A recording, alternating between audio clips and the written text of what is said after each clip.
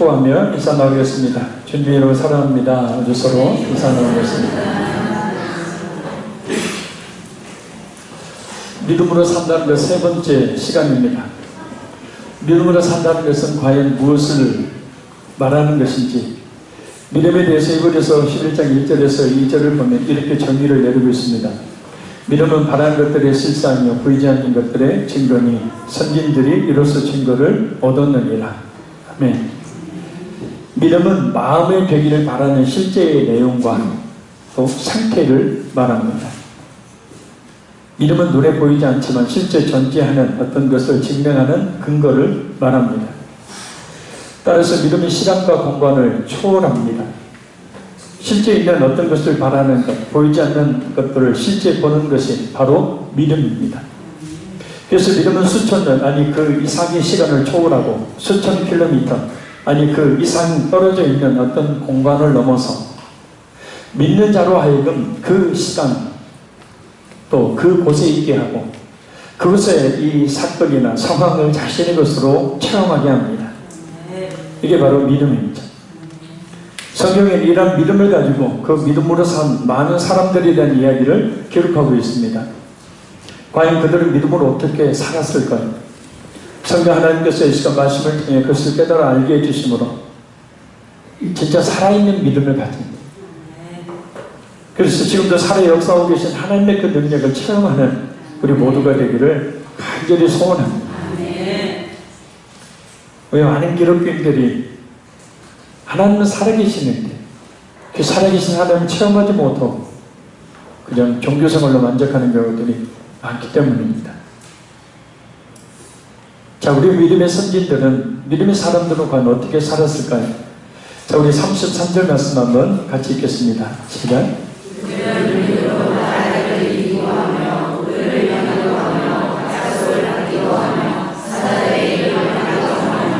아멘. 첫째, 믿음으로 나라를 이겼습니다. 하나님을 의지하고 나간 믿음의 사람들은 나라들을 정복했습니다. 하소랑 야민의 군대 장관인 시스라를 이긴 바락, 미디안을 물리친 기드온, 암몬을 이긴 입다, 블레셋은 물론 여부수, 아말렉, 에돔 족속을 정복한 다윗 등을 말합니다. 믿음이 있을 때 한 나라를 정복할 수 있다. 둘째, 믿음으로 의를 행했습니다. 원어번역 성경을 보면 정의를 실천하였고라고 번역합니다.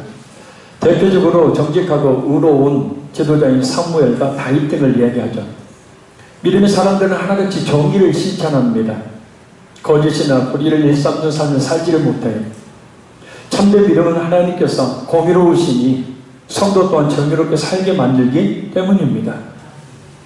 실제 믿음으로 약속을 받았습니다. 아브라함, 이삭, 야곱, 요셉, 그리고 다윗 등 예수님께서 이 땅에 성육신하실, 예수님께서 이 땅에 오실 그 약속을 받았다는 뜻입니다. 넷째, 믿음으로 사자굴 해서 살아났습니다. 다니엘은 왕만 섬기라는 메대의 다리오 왕의 명령을 어기고 하나님을 향한 그 신앙을 지키려다가 사자굴 속에 던져졌습니다.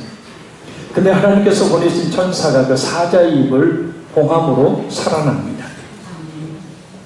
자, 우리 34절 보겠습니다. 불의 세력을 멸하기도 하며 칼날을 피하기도 하며 연약한 가운데서 강하게 되기도 하며 전쟁에 공감하게 되어 이방 사람들의 질을 물리치기도 하며. 아멘. 다섯 번째는 믿음으로 불 속에서도 타지 않고 살아났습니다. 다니엘과 그 친구들인 사드락, 메삭, 아벳느고, 이들은 하나님을 향한 신앙을 지키기 위해서 느부갓네살 왕을 숭배하라는 그 신상 앞에 절하는 그 명령에 따르지 않고 결국은 왕의 징계를 받아서 맹렬하게 타오르는 풀무불, 보통 불보다도 7배 더 뜨거운 풀무불 속에 던져졌지만 머리카락 하나 걸리지 않고 살아나는 하나님의 그 보호하심의 은혜를 받았습니다. 여섯 번째, 믿음으로 칼날을 피했습니다. 다윗이 사울의 칼날을 피한 사건, 그리고 엘리사가 아람 왕의 칼에서 구원받은 사건을 말합니다. 일곱 번째, 믿음으로 연약한 가운데서 강하게 되었습니다. 원어번역 성경을 보면 약함으로부터 강해졌고라고 번역하고 있습니다. 삼손이 힘을 되찾았던 사건, 또한 히스기야 왕이 병들어 죽게 되었으나 하나님께 간절히 기도하여 다시금 건강하게 된 사건을 말합니다. 그리고 연약한 여자였던 드보라가 가나안 왕 야빈의 침략으로부터 자기 백성을 구한 사건을 말합니다. 믿음은 어떤 불체정도 고치고, 믿음은 약한 자를 강하게 만든다. 그래서 믿음 하는 겁니다. 여러분, 믿음으로 전쟁에서 용감하게 될 이방 사람들이 진을 물리치기도 했습니다. 기도원과 300용사를 말합니다. 그리고 다윗을 이야기하죠. 이와 같은 이야기들은 성경에 무수히 많이 기록되어 있습니다. 믿음으로 말이에요. 자, 우리 35절 읽겠습니다. 여자들은 자기의 죽은 자들을 부활로 받아들기도 하며, 또 어떤 이들은 더 좋은 부활을 얻고자 하여 심한 고문을 받되 부차히 풀려나기를 원하지 아니하였으며. 아멘. 9번째, 믿음으로 어떤 여자분들은 가족이 다시 살아나는 부활을 경험했습니다. 엘리야를 통해서 죽었던 아들이 살아난 사렙다 과부, 엘리사를 통해 죽은 아들이 살아냄을 받은 수넴 여인, 그리고 예수님을 통해서 자신의 독자를 되살림 받은 나인성 과부, 죽은 오빠의 부활을 본 마르다와 마리아를 말합니다. 10번째, 믿음으로 고문을 당하면서도 더 나은 부활을 얻고자 구출되기를 바라지 않았습니다. 여기서 고문은 북을 치듯이 죽도록 때린다라는 의미를 가지고 있습니다. 이 고문은 이 큰 수레바퀴에 사람을 묶고 그 팔다리를 잡아당겨서 관절을 부서뜨린 다음에 배를 북을 치듯 두들겨 죽이는 극형을 말합니다. 이 외에도 기독교인들을 고문하기 위해서 끓는 물에 산채로 삶기, 산채로 살가죽 벗기기, 불로 지지기, 엄지손가락을 나사로 조여 짓이기 등 이루 말하기 끔찍한 그런 방법들로 고문을 했음에도 불구하고 그런 끔찍한 상황 속에서도 기꺼이 자신들의 그 신앙을 목숨과 바꾸지 않았던 겁니다. 이유는 하나님의 나라에 대한 소망, 부활에 대한 강한 소망이 있었기 때문입니다. 아니, 그 죽음조차도 그들의 믿음을 어떻게 할 수가 없는 것이기 때문입니다. 그래서 참된 믿음은 죽음을 초월하게 되죠. 그래서 그들은 목숨을 고갈하지 않고 순교의 제물로 드려지게 됩니다. 우리 36절 보겠습니다. 또 어떤 이들은 조롱과 채찍들 뿐만 아니라 결박과 옥에 갇히는 시련도 받았으며. 아멘. 11번째, 믿음으로 조롱과 채찍질을 받았습니다. 예레미야 선지자는 하나님의 말씀을 증거하다가 제사장 임멜의 아들인 바스울에게 매를 맞고 목에 나무 고라니에 채워지는 조롱을 당합니다. 사도 바울 또한 이와 같은 조롱과 채찍질을 당하죠. 12번째, 믿음으로 결박과 감옥에 갇힌 시련을 겪었습니다. 예레미야, 바울과 실라 등이 복음을 증거하다가 감옥에 갇힌 것을 말합니다. 또 예수를 믿는다는 것만으로 붙잡혀 감옥에 갇혀 고난을 당한 수많은 성도들을 이야기하고 있습니다.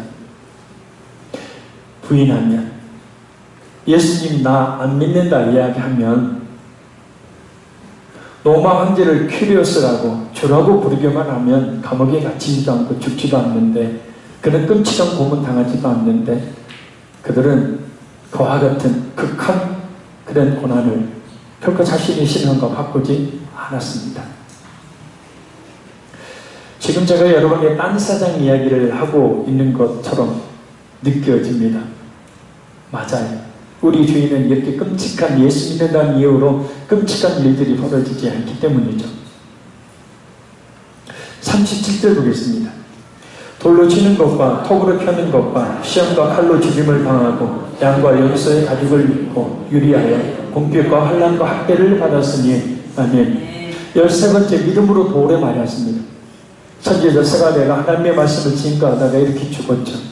나봇이 그랬고 예레미야가 그랬고 스데반 집사가 복음을 증거하다가 돌에 맞아 순교한 것을 이야기합니다. 14번째, 믿음으로 톱질을 당했습니다.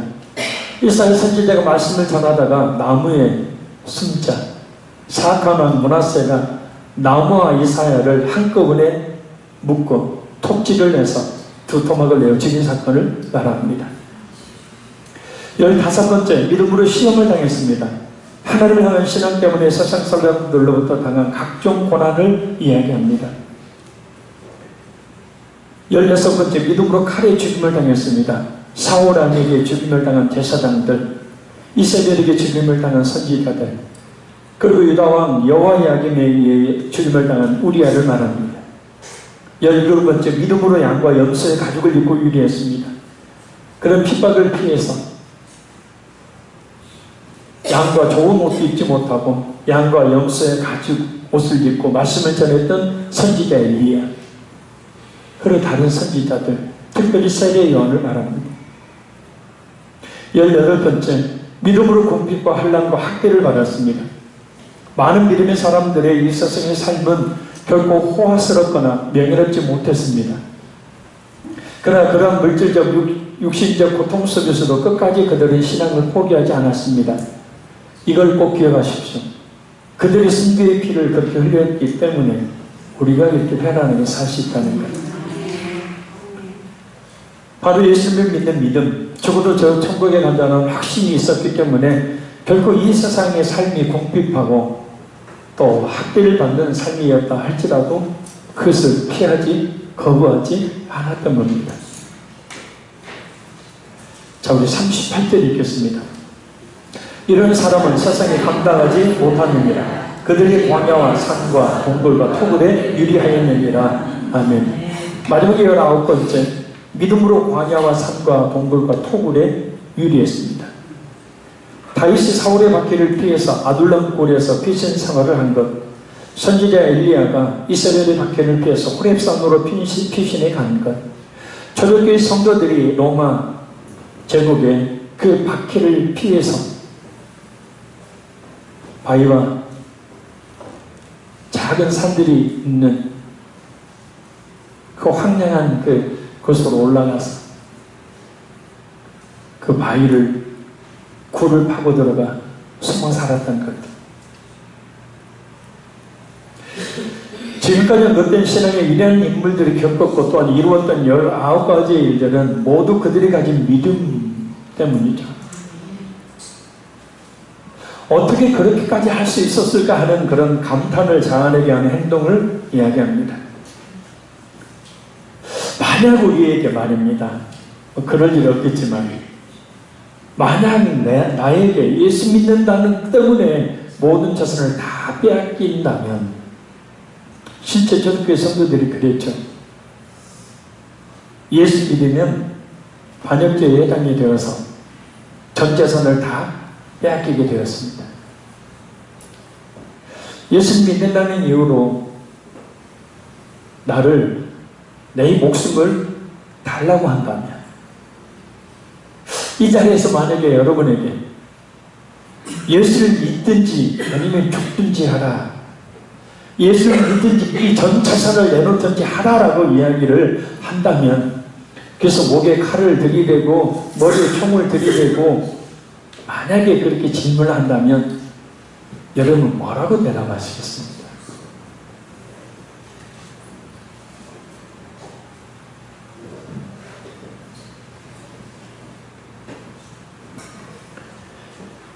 그들의 믿음을 이런 사람은 세상이 감당하지 못하느니라 라고 성경은 표현합니다.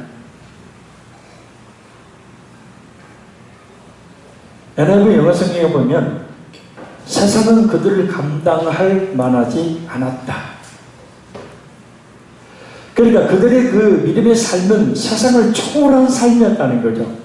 이 세상에 없는, 이 세상에 볼 수 없는 삶. 이 세상 사람들은 감히 살 수 없는 삶을 그들은 살았다는 겁니다. 오직 믿음으로. 예수 그리스도를 믿는 그 믿음 하나 가지고 그렇게 그들은 살았다는 거예요. 근데 우리는 신앙생활 하면서 교회 다니면서 아주 작은 말 한마디, 행동 하나로 인한 그런 시험들에 교회를 나가버리고 넘어져버리고 하는 경우들이 많죠. 물론 아마 큰 시험이 온다면 모두 아마 이길 것이라고 저는 확신을 합니다. 그래서 우리의 믿음이 조금 내 뜻대로 하나님이 해주시지 않고 좀 내 계획대로 하나님이 해주시지 않을 때 기도하나 봐라. 교회 가나 봐라. 하나님 찾는가 봐라. 혹시 그러지는 않는지. 여러 가지 믿음의 행위들, 이 믿음의 행위들을 보면 그런 유치한 어떤 시험이나 고난 문제 정도는 그들에게는 아무것도 아니었어요.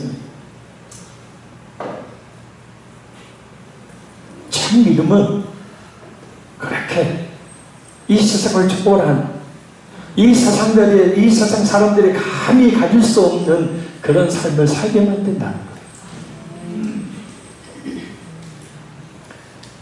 자, 우리 마지막 39절에서 40절 말씀 같이 한번 읽겠습니다. 이 사람들이 다 믿음으로 말미암아 증거를 받았으나 약속된 것을 받지 못하였으니 이는 하나님이 우리를 위하여 더 좋은 것을 예비하셨은즉 우리가 아니면 그들로 온전함을 이루지 못하게 하려 하십니다. 아멘. 구약의 믿음의 사람들은 그들의 믿음으로 하나님께 인정을 받았습니다. 그러나 구약의 성도들은 예수님을 통한 구원의 약속을 명확하게 받지를 못했죠. 하지만 신약시대의 성도들은 예수님을 통한 구원의 은혜를 직접 맛보았습니다. 구약의 믿음의 사람들은 생전에 직접 예수님을 보지 못해 구원의 그 기쁨을 직접 누리지 못했지만 오늘의 성도들에게 이루어진 예수님을 통한 구원은 구약의 모든 성도들 역시 그들의 그 믿음으로 구원받았음을 온전하게 증명한다라는 뜻이에요. 그러니까 예수님을 확실히 만난 우리의 그 구원을 보고 구약에 살던 성도들이 예수님에 대한 확실한 명확한 약속은 받지 못했다 할지라도 우리의 구원받는 그 모습을 보고 그들의 믿음이 온전한 믿음임이 드러나게 된다는 거예요. 구약의 성도들이든 신약의 성도들이든 예수님을 믿는 믿음이 있다면 어떤 고난도 이겨낼 수 있고 또한 놀라운 믿음의 역사를 일으킬 수 있습니다. 그들은 모두 자신의 눈앞에 놓여있는 고난이라는 한계를 오직 믿음으로 극복해냈습니다. 그런 믿음의 사람들이 그 한계들을 어떻게 극복해냈을까? 몇 가지가 있어요. 첫째는 신앙에서 뒤로 물러가지 않았기 때문입니다. 할렐루야. 뒤로 물러나는 신앙은 하나님께서 기뻐하시지 않을 뿐만 아니라 참 신앙이라고 볼 수 없는 죽은 믿음이기 때문입니다. 히브리서 10장 38절에 39절입니다. 나의 의인은 믿음으로 말미암아 살리라. 또한 뒤로 물러가면 내 마음이 그를 기뻐하지 아니하리라 하셨느니라. 우리는 뒤로 물러가 멸망할 자가 아니요 오직 영혼을 구원함에 이르는 믿음을 가진 자니라. 그러니까 우리가 참 믿음을 가진 성도라면 지금보다도 더 열심히 있는 신앙을 해 가야 된다는 거예요. 지금보다 열심히 없는 신앙생활로 자꾸 뒤로 물러나게 되어지면 그 사람의 믿음은 의심해 봐야 된다는 겁니다. 참 믿음은 살아있는 것이기 때문이에요. 죽은 물고기처럼 살아있는 물고기는 거센 물살도 거슬러 올라가지만 죽은 물고기는 떠내려갑니다. 그래서 어떤 어려운 고난의 문제를 만나게 되어지면 죽은 믿음을 가진 사람은 떠내려가게 되는 거죠. 신앙을 떠난다든지 교회를 떠난다든지 기도하지 않아버린다든지 하게 되는 거죠. 여러분들이 잘 아는 이야기일 수 있습니다. 무디 목사님이 시카고에서 목회하고 있을 때 일입니다. 시카고에 큰 대화재가 있었죠. 바로 그때 온 시카고 시가지가 불바다가 되었고 기자들이 도착했을 때 대부분의 건물들은 다 불이 타버렸습니다. 특히 시내 한복판에 있던 무디 목사님의 교회는 완전히 다 타버려서 그 흔적조차 없었습니다. 기자들이 무디 목사님에게 물었습니다. 목사님, 하나님은 전지전능하신 분이라 무엇이든 다 할 수 있다고 하시더니 어째서 거룩한 교회가 불이 타는 것을 보고만 계셨을까요? 기자들이 빈정거리며 말하자 무디 목사님이 이렇게 말합니다. 나는 벌써부터 하나님께 큰 교회를 짓게 해달라고 기도해왔는데 아마도 하나님께서 이 교회를 불에 태우신 것은 건물을 하는데 비용이 들지 않게 하려고 그러신 것 같습니다. 이 말에 기자들은 어이가 없었습니다. 자, 이렇게 이야기할 때 여러분 어떻게 생각해요? 어이가 없는 말이죠. 참 핑계도 잘 된다. 한밤중에 화재를 당한 무디 목사님은 잠옷바람으로 겨우 몸만 빠져나온 형편인데 그런 말을 하는 겁니다. 그 기자들이 묻습니다. 그런 큰 교회를 세워질 돈은 있고요. 기자들이 계속해서 빈정대며 무리 목사를 향해서 이야기하자 무리 목사는 그 경험 중에 소중히 들고 나온 낡은 성경책을 보이며 이렇게 대답합니다. 나는 숙배와 돈은 하나도 가지고 나오지 못했습니다. 그러나 아무리 써도 바닥나지 않는 금고인 성경책을 가지고 나왔어요. 그러므로 여러분은 곧 이 자리에 새로 지어낸 크고 멋있는 교회를 보게 될 것입니다.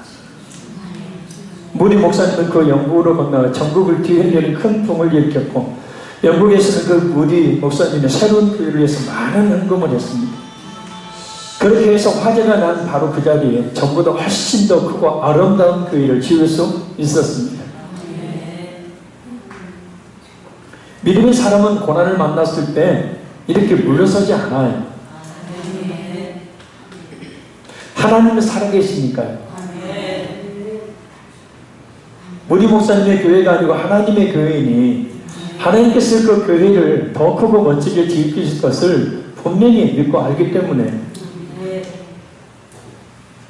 하나님의 능력으로 말미암아 할 수 있다는 믿음을 가지고 그래서 우리도 일어서야 되고 그럴 때 우리 하나님께서 역사해 주셔서 큰 믿음의 역사를 이룰 수가 있게 되는 줄로 믿습니다. 그래서 둘째는 하나님의 살아계심과 그 역사심을 믿었기 때문이죠. 성경을 통해 지금도 우리에게 말하고 있는 수많은 믿음의 선진들이 있습니다. 그 중에 다윗은 거대한 장수 골리앗을 향해 이렇게 외치면서 오늘 이 자리에 있는 우리에게 자신처럼 믿음의 눈을 뜨고 하나님의 역사를 보라고 외칩니다.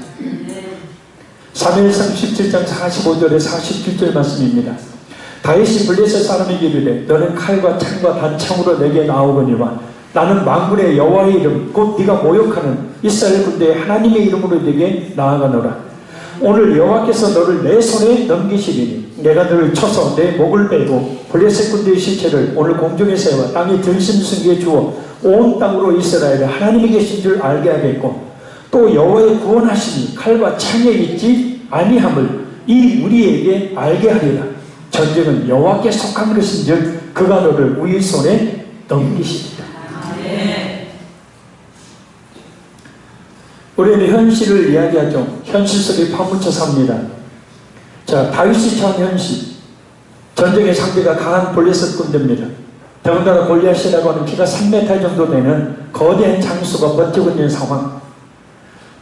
계속해서 전쟁을 해봤지만 계속해서 패배하는 상황. 패배만 맛보겠다는 상황. 현실이 이러하니까 하나님을 탓하거나 아니면 무기력한 자신들의 환경을 탓하거나 패배를 당연한 것으로 받아들여야 합니다. 지금까지 우리가 해왔지만 이루어지기 성공하지 못했던 일들, 계속 실패했던 일들, 계속 기대했는데도 낫지도 않는 병들 이제는 체념할 수 있습니다. 그런데 다윗에게는 사울 왕에게 다윗의 형들과 수많은 이스라엘 군사들에게 없었던 것이 하나 있었습니다. 바로 믿음이에요.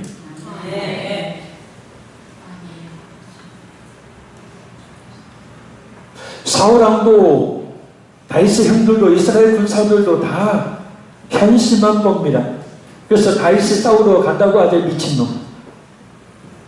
제정신이 네가 가서 이길 것 같았으면 벌써 우리에게 정신 차려 임마. 그런데 다윗은 이렇게 이야기합니다. 나는 만군의 여호와의 이름 곧 네가 모욕하는 이스라엘 군대 하나님의 이름으로 네게 나아가라. 그러니까 지금 사울 왕과 다윗의 형들과 또 이스라엘 군사들은 하나님을 믿는 믿음으로 전쟁에 나간 게 아니에요. 지금 자신의 힘과 지혜의 능력으로 나갔던 거죠. 그런데 다윗은 하나님을 향한 그 믿음을 가지고 믿음의 눈을 뜨고 그 계속해서 실패했던 전쟁의 실패 위에 역사하신 하나님의 그 역사를 봐요. 할렐루야. 오늘 여호와께서 너를 내 손에 넘기시리니 웃기지 마. 너보다 싸움 잘하는 이스라엘의 장수들이 골리앗 앞에서 다 하나같이 죽임을 당해서 그런 헛소리 하지 마. 그런데 다윗은 뭘 보냐? 하나님의 살아계심과 하나님의 살아계심의 그 역사를 보니까, 그 실패 위에 역사하실 하나님의 역사를 보니까, 오늘 여호와께서 너를 내 손에 넘기시리니. 자, 믿음의 눈을 뜨고 그걸 본 겁니다. 자, 또 여호와의 구원하심이 칼과 창에 있지 아니하니. 사울 왕과 다윗의 형들과 이스라엘 군사들은 칼과 창으로 나갔죠. 그래서 졌어요. 근데 하나님의 역사는 칼과 창에 있지 않다는 거죠. 하나님의 역사하시면 얼마든지 그 칼과 창도 깨뜨리시고 구원해 주시는 은혜를 베풀어 주신다는 거죠. 믿음의 눈을 뜨고 바로 그것을 지금 보고 있는 거죠. 다윗은. 또 세 번째, 전쟁은 여호와께 속한 것인지 그가 너희를 우리 손에 넘기시리라.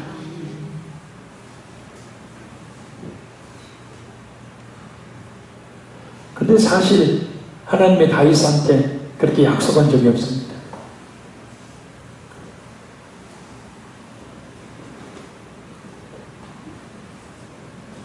이 시간 생각해 보세요. 계속 실패해요. 안 돼요. 안 되었어요.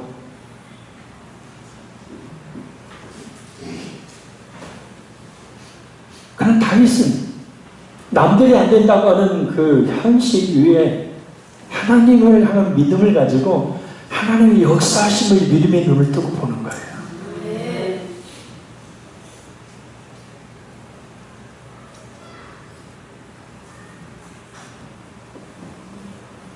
다윗은 그렇게 믿음 바란 것들이 실상이요 보이지 않는 것들의 증거니 눈에 보이지 않지만 바라는 거죠. 왜요? 하나님의 역사를 바라는 거죠. 근데 그 믿음 그대로 실상이 되지 않습니까? 그러기에 그것을 믿고 그냥 가만히 있었던 것이 아니라 담대하게 물맷돌 들고 골리앗을 향해 나가서 그를 쓰러뜨립니다. 야! 저놈이 지금 미쳤다. 야, 칼이라도 들고 가. 아니, 칼이 필요 없어요. 전쟁은 칼과 창에 속한 것이 아니다. 하나님이 무너뜨리려 하면 저보다 더 거대한 장수로 무너뜨린다. 그래서 양이나 쫓을 때, 늑대나 쫓을 때 들었던 물맷돌 들고 물맷을 돌리며 거대한 골리앗 앞으로 나가는 장면을 생각해 보시길 바랍니다. 여러분 뭐라고 해야 할까요? 미친놈. 제정신이 아니구만. 좀 현실이 뭔지를 모르는구만.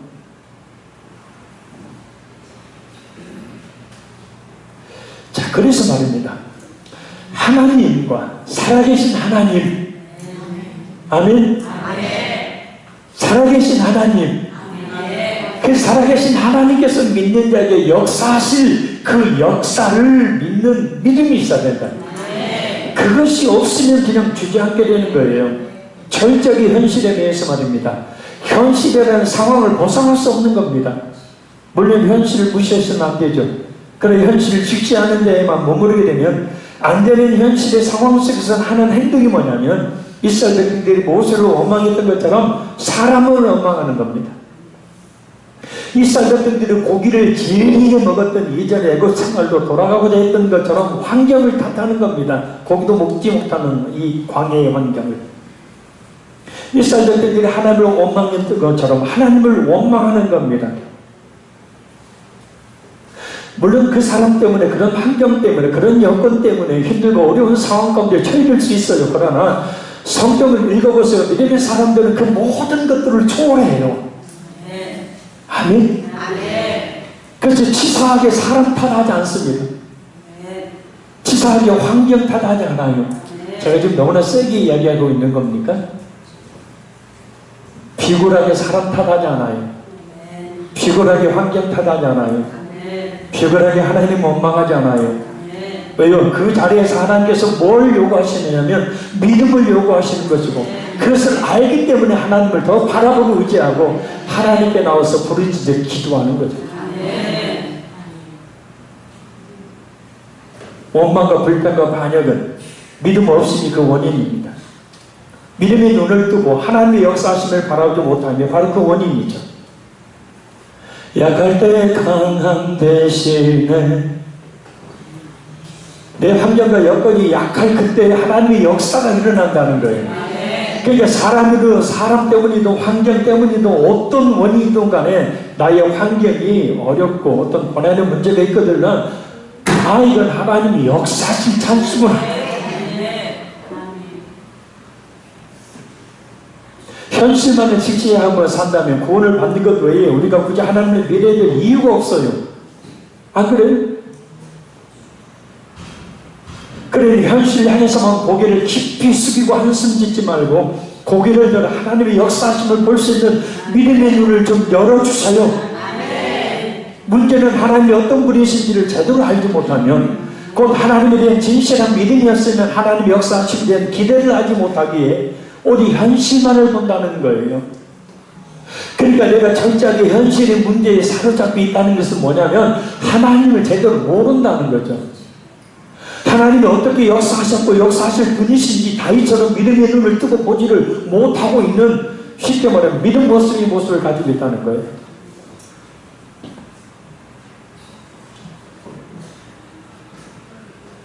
그럼 우리가 어떻게 믿음을 얻을 수 있어요? 라합이 여호수아 1장 10절에 우리가 들었음이니라. 그리고 여호수아 1장 11절에 우리가 듣자라고 자신이 하나님을 향한 믿음을 갖게 된 방법을 이야기합니다. 들었다. 그래서 라합은 하나님을 안다라고 표현하죠. 안다라는 말은 히브리어로 야다라는 말. 이 말은 세 가지 뜻이 있었죠. 뭐였어요? 첫째가 깨닫다, 둘째가 보다, 셋째가 인정하다라는 뜻이에요. 그러니까 라합은 하나님에 대한, 하나님의 역사하심에 대한 소문을 들었어요. 직접 본 게 아니에요. 근데 그 소문을 듣고 어떻게 했어요? 하나님을 알았어요. 어떻게 해요? 그 소문을 듣고 깨달았어요. 하나님이 어떤 분인지 보았어요. 하나님이 그런 역사를 일으킨 분이라는 사실을, 믿음은 바라는 것들의 실상이요 보이지 않는 것들의 증거니, 그 믿음의 눈을 뜨고 하나님이 그런 역사를 일으키시고 앞으로 여리고성을 정복하실 분이라는 사실을 봅니다. 그리고 인정하다. 그 하나님을 인정한 거예요. 자, 이것이 하나님을 안다라는 거예요. 그래서 우리는 말씀을 듣고 깨닫고 하나님이 어떤 분인지, 하나님이 어떤 역사를 일으킬 분인지를 보고 그 하나님을 인정하는 그런 믿음으로 담대히 나갈 때에 믿음의 역사, 하나님의 역사가 일어나게 된다는 거예요. 그러니까 이것을 거꾸로 뒤집어서 보면 우리가 하나님의 역사하심에 대한 기대가 없다는 것은 하나님이 어떤 분인지를 모르고 산다는 거예요. 아니, 잊어버리고 산다는 거예요. 근데 우리의 모든 불가능한 현실 속에 하나님께서는 뭘 원하시냐면 하나님께서 일하시겠다는 거예요. 그게. 할렐루야. 바라고 원하기는 오늘 말씀 통해 라합이 가졌던 믿음의 눈이, 다윗이 가졌던 믿음의 눈이, 그리고 수많은 믿음의 선진들이 가졌던 믿음의 눈이 활짝 열리게 되기를 바라요. 그래서 우리의 신앙생활이 살아 역사하시는 하나님을 믿는 믿음으로 말미암아서 소극적이고 부정적이고 주저주저하는 그런 모습에서 벗어나서 진취적이고 긍정적이고 담대하고 활기차게 되기를 바랍니다. 성경을 읽어보십시오. 하나님의 살아계심과 그 하나님의 살아 역사하시는 그 은혜를 믿는 성도들이 주저주저, 안 돼, 못해, 그런 사람 봤어요? 없습니다. 하나도 그런 사람 없습니다.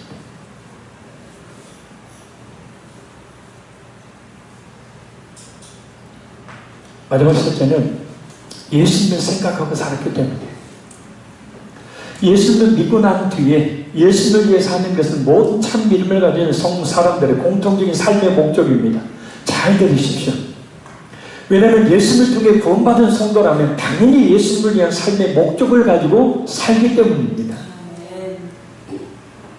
로마서 14장 8절, 우리가 살아도 주를 위하여 살고 죽어도 주를 위하여 죽나니 그러므로 사나 죽으나 우리가 주의 것이로다.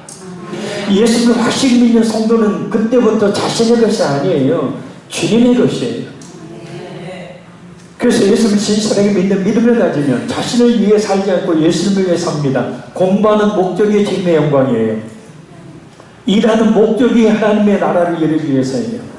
성공하려는 목적도, 돈을 벌려는 목적도, 무엇을 하든지 그 목적이 자신을 위하며 산 걸음 더 나아가 주님의 영광이 되는 거예요. 할렐루야. 그런 확실한 주님을 향한, 주님을 위해서 살겠다는 목적을 가지고 나간다면 어찌 하나님께서 그 성도를 들어쓰시지 않고 어떻게 하나님께서 그 성도를 축복해 주시지 않겠습니까? 근데 오직 자신만을 위한 삶의 목적을 가지고 그 일로 내팽개치고 선교, 구제, 전도, 주님 나라를 위한 삶도 그 삶을 위해서 조금 더 헌신하지 않는 내 배만 부르려고 하는 그런 삶의 목적은 예수 믿는 사람의 삶의 목적이 아닌 겁니다. 결론적으로 말씀드립니다. 이 세상에 감당하지 못할 믿음의 사람들은 그 믿음으로 나라를 이겼습니다. 정의를 실천했어요. 예수님에 대한 약속을 받았고 사자들의 입을 막았고 불법불 속에서도 살아났고 칼날의 위험에서도 살아났고 연약한 가운데서 강하게 되었습니다. 가족들이 부활을 경험했고 더 좋은 부활을 얻고자 고문받기를 거절하지 않았고 희롱과 채찍질을 기꺼이 받았고 결박과 감옥에 갇히는 시험을 받았고 돌로 침을 당했고 톱으로 겸을 당했고 시험을 당했고 칼에 죽임을 당했습니다. 양과 염소의 가죽을 입고 복음을 증거했고 공격과 환난과 학대를 받았습니다. 광야와 산중과 암열과 토굴에 유리하며 살았습니다. 우리는 이 믿음의 사람들처럼 어떤 고난이라는 한계 앞에서도 뒤로 물러서지 말아야 합니다. 하나님의 살아계신가 그 하나님의 능력을 믿으며 담대하게 앞으로 나아가야 합니다. 우리 자신만을 위해 사는 삶에서 벗어나서 내 자신을 구원해 주신 그 예수님을 위해 사는 분명한 삶의 목적을 가지고 살아야 합니다. 다윗처럼 믿음의 눈을 뜨고 실패의 위에 불가능한 현실 위에 역사하신 하나님의 역사하심을 보고 긍정적이고 진취적이고 담대하게 살아야 합니다. 그래서 이 세상에 감당하지 못할 믿음을 가진 사람이 되어야 한다는 그것이 바로 오늘 성경 말씀을 통해 하나님이 우리에게 요구하시는 것이고 오늘 19가지 정도의 수많은 믿음의 선조들이 겪었던 그들의 고난으로 그들이 우리에게 외치고 있는 것입니다. 이 시간에도 기도하려고 합니다. 하나님의 살아계심을 믿습니다. 어떤 고난이나 한계 앞에서도 뒤로 물러서지 않고 하나님의 살아계신다고 하나님의 능력을 믿으며 담대히 나가게 하여 주옵소서. 내 자신만을 위한 삶에서 벗어나서 나를 구원해 주신 하나님을 위한 분명한 삶의 목적을 살게 하시고 주여 바라고 원하기는 믿음의 눈을 뜨고 실패의 현실 위에 불가능한 현실이 역사하신 하나님의 역사하심을 보고 긍정적으로 진실이고 담대하게 살아가게 하여 주시옵소서. 우리 한번 통성으로 기도하겠습니다. 살아계신 아버지 하나님 이 세상에